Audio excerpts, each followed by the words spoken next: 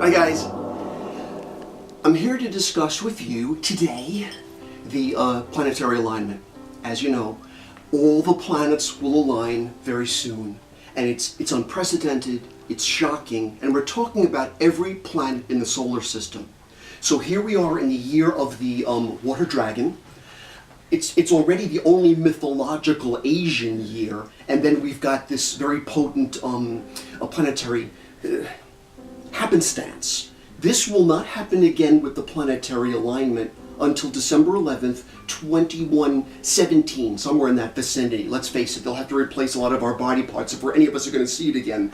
But the point, though, is the influence, the energy, the vacuuming power it has is rather intense. What I've noticed is, and just one example, there has been a death every month this year. I've been to a funeral every single month this year, and frankly, without exaggeration, if I had the energy and or the time, I would be at a funeral a week. And we're not talking about the elderly, just the elderly. We're talking about people 47 and under, 26 and under. The ascension, rather, is at hand, and it's pulling everything up. The last time 5 planets aligned was in 1962. And that's if you count the Earth and the Moon as those 5 planets. Marilyn Monroe, an icon, died. And Germany was so flooded with water that thousands of Germans either died or were displaced because of this alignment. That's just 5 planets. Now on December 21st, every planet in their solar system will align. Again, it's unprecedented, and it's affecting all the energy fields, including water, which we are comprised mostly of. So I notice it's been affecting our minds. The goodly have never been kinder, and the ill-dignified are off the rails. So the point is, what we've got here is a mythological Asian year. It's the only mythological year. Now, Asians love dragon years, and they want their babies to be born in dragon years, but the thing is, it's not a fire-breathing dragon. It's a water-breathing dragon. So it's quite unusual. And then you've got a planet like Jupiter that is currently retrograde. Jupiter is the vacuum of the solar system. It saves us from renegade asteroids that would hit the Earth. So I've seen it through telescopes when it pulls in matter into its energy field. But what it's currently doing, however, it's aligning with every planet, including the Earth, Venus, Mercury, and the Sun. Hence all of the tectonic plate shifts. The tornadoes in areas that normally had never seen anything like this before. When I was a little boy, you never heard of tornadic action in New York. Now every week there's one predicted. There's tsunamis. There are various earth changes, all sorts of storm and solar activity. It's quite unusual. This is all leading up to this opening up of the ascension gates. It's an activation of sorts. But as I may have said in other videos, but it's worth noting now more than ever, because now we stand at the absolute precipice of the quantum leap, it's not going to do any harm to us. You know, those that have to ascend before us are going for a reason, but so many of us will pass through this phase and into a much more enlightened phase. And that enlightenment includes things that even Houdini was investigating at the turn of the century. It's removing the bogus from the metaphysical age. It's bringing in the enlightened. It's bringing it's putting the illuminated on a pedestal and truly treasuring the ones that love unconditionally, that have a message and have a voice. And the ones that have just been, frankly, crawling out of the woodwork, meandering, posing in the New Age, there's no more place for them anymore. It's the era of fine truth. So in essence, what the universe is doing is it's peeling away the layers like an onion. It's just taking everything away, and it's opening up the new vibrational fields. You have to trust it. It's a good thing. It's a goodly thing. It's going to be good for all of us. So this is the era that you have lived for. This is the moment you've lived for. It's all white light. It's going to bring in the very best of why you ever descended into matter in the first place. Please completely trust it. It's going to be goodly. It's a new era. It will as I said before, it ushers in the ultimate new age. It will not be disparate. It will no longer empower the ill-dignified. I'm excited because these are the moments you've waited for. You know, I've done this work all my life, as you know. But the thing is, I have never once said to everybody when I spoke publicly, I'm better than you. You're better than me. You're as good as me. You're as medium accessible as me. You're as psychic and clairvoyant and clairsentient and clairaudient as me. We all are. This is the era where everybody creates and everyone can tap into their metaphysical prowess. Let's do it. Let's all love each other, make this indeed that beautiful new world we can live in with new fuel inside our own consciousness. It's an expansion. It's an exciting time. I can't wait. And I'm very interested in seeing what even the cards will have to say about such matters. So we're going to have to be getting to that. So the reason I'm so excited is I can't wait. I can't wait to see what this new age is all about. And I'm going to be speaking at a lot of different presentations, events, and engagements. Just this month alone, I've signed a lot of contracts. And I can't wait because I want to be that person that helps open up or ushers in the door to all of this exciting new energy that I have frankly lived for. I've lived for these days, just to see this new age emerge that you and I can be a part of. So, what we've got to do is, and I didn't have the luxury since my summer read to do this grand sense of what does the divine have to say about this energy field since the summer. Well, we are now in deep fall.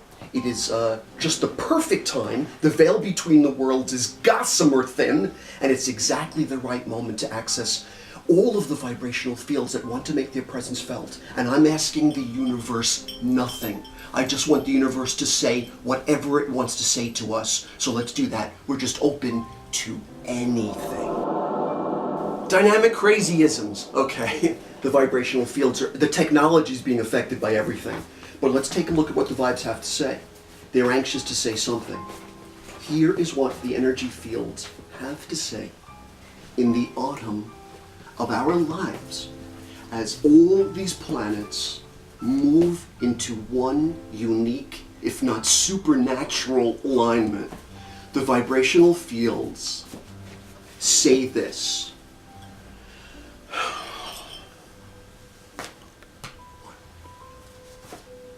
2, 3,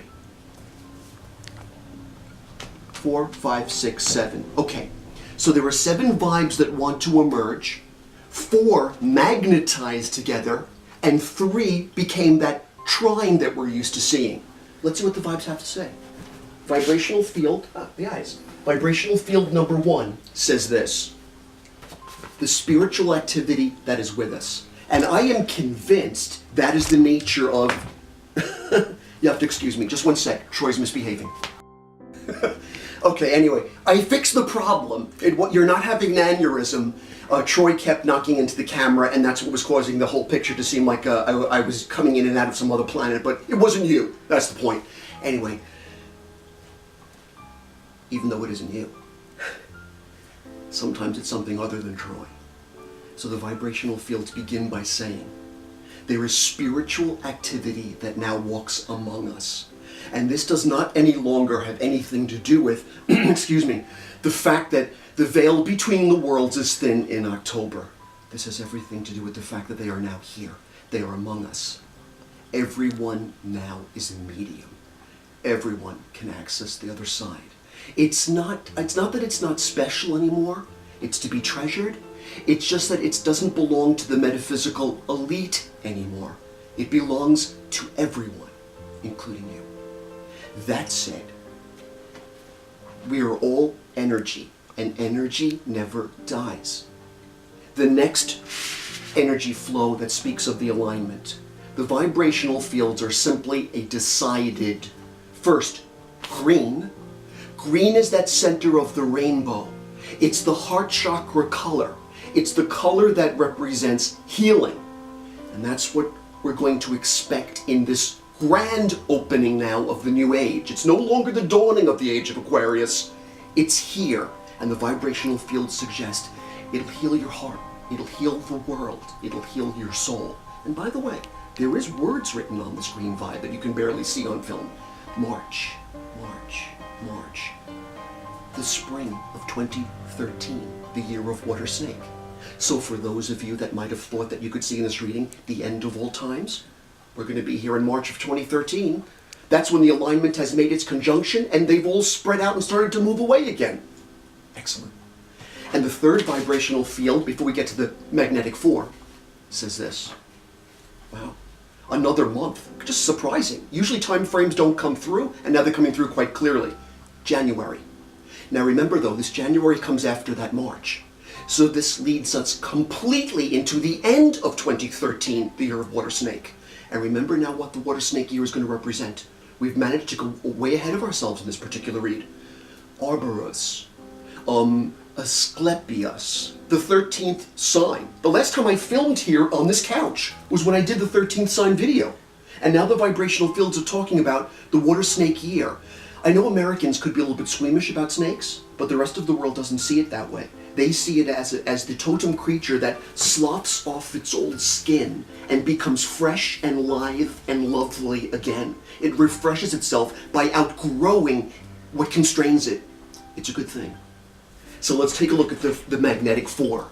The magnetic four ultimately says this.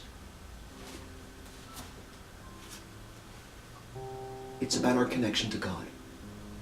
And this goes all the way back since ancient times when there were the first monotheists in the energy field. The first that ever said there's something that is ultimately supreme that's guiding us. Your God can be your God and my God can be my God.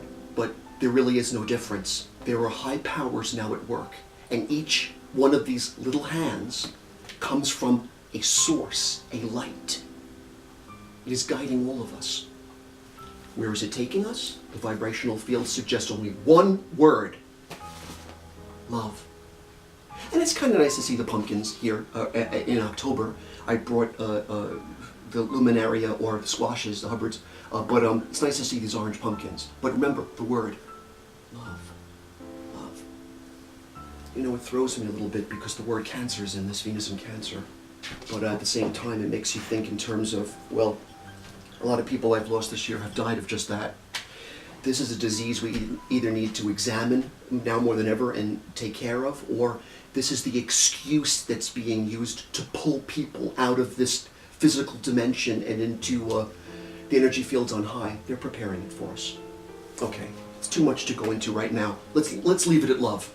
Love everybody and love them now. Love them a lot. The third of the four magnetic vibes say this. We're all going to be processing a lot, so bear in mind, this is an outer macrocosm of thought, but it's all going on inside of you. Everything around you, including myself, is something that you are imagining. You are dreaming. You are concocting. Thank you for concocting such a good me. I like it. But the notion is, keep the process going. You're brilliant. Think it all out. Observe it.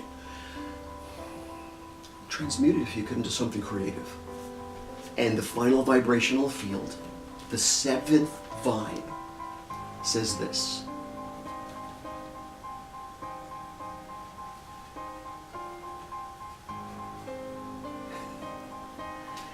It didn't say anything. It's all white. Oh my God. You know, it validates for me why I didn't put the orange pumpkins on the table. I chose to put the luminaria rather. And what is white? It's light. God is light. And white is the culmination of all colors combined. If this is where we're headed, it's going to be okay. So come, join me. My brothers and sisters, let us go into the era that we have all been waiting for. The era of unconditional love, of purity, of oneness. The time is now.